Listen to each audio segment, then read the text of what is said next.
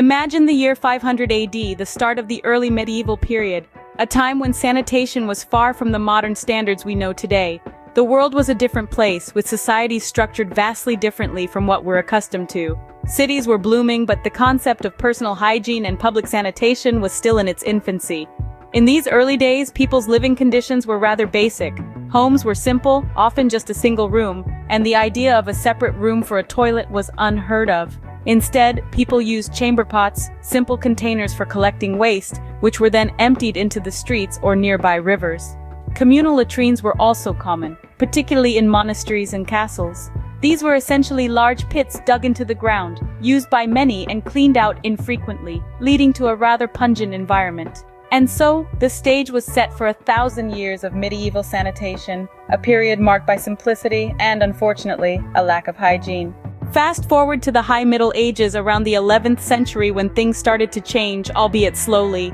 This era marked a shift in sanitation practices, a subtle evolution that would lay the groundwork for the world as we know it today. In the castles of the affluent and the homes of the nobility, private garderobes started to emerge. These were small rooms or closets, often built into the thickness of the castle walls, designed specifically for personal hygiene. In contrast, townsfolk and villagers still relied on communal latrines, a testament to the stark divide between the classes. Religion, too, played a significant role in promoting cleanliness. The church emphasized the importance of physical purity, indirectly influencing public attitudes towards sanitation.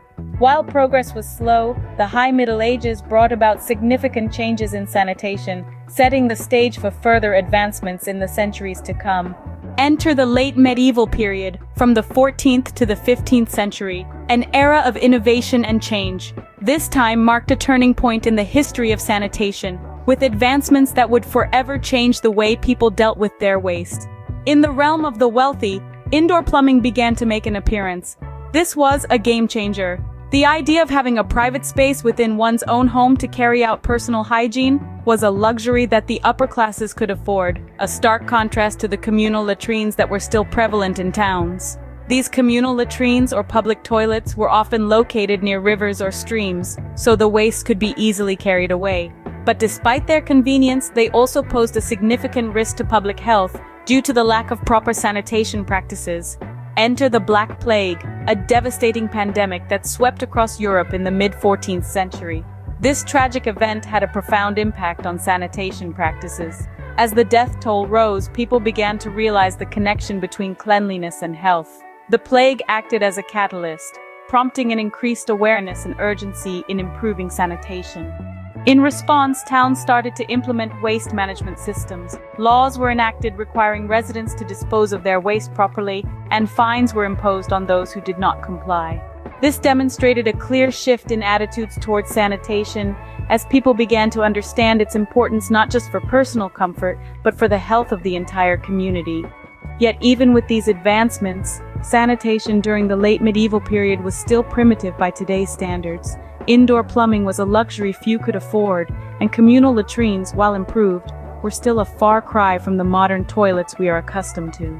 The late medieval period, though still primitive by today's standards, saw a shift in attitudes towards sanitation, paving the way for the modern systems we now take for granted. So, we've journeyed through 1,000 years of medieval sanitation, from the early period's simplicity to the late period's modest innovations. We've seen how sanitation was a rudimentary affair in the early Middle Ages, with people relying on basic latrines and open sewers. As we moved into the High Middle Ages, we saw a shift. The introduction of garderobes, essentially privies built into the walls of castles, marked a step towards more private and convenient sanitation facilities. Then came the late Middle Ages, an era of innovation. The invention of the close stool, the precursor to the modern flush toilet, was a game changer. Despite its humble beginnings as a simple box with a hole, it was a significant leap forward in personal hygiene. It's a fascinating journey, reminding us of how far we've come in our quest for cleanliness and hygiene, and how much we owe to our medieval ancestors for paving the way.